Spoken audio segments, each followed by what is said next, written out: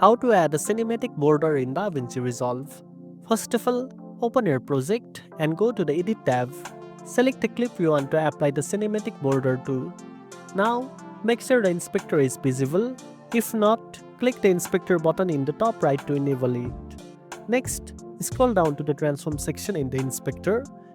Here you will find the crop controls. To create the cinematic bars, you will mainly use crop top and crop bottom. A standard cinematic aspect ratio like 2.35:1 or 2.39:1 is achieved by cropping the top and bottom equally. For example, if your timeline resolution is 1920 by 1080, you can crop around 132 pixels from the top and 132 from the bottom to get close to the 2.35:1 look. This creates the classic letterbox effect without changing your timeline settings.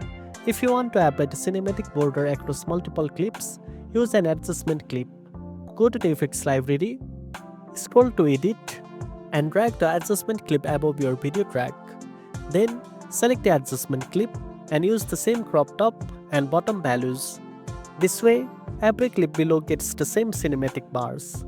And for more flexibility, you can even keyframe the crop values to animate the border in or out for creative transitions or dramatic effect. And that's it.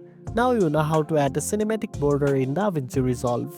If you found this video helpful, don't forget to like, share, and subscribe for more tech tips. Thanks for watching, and I'll see you in the next one.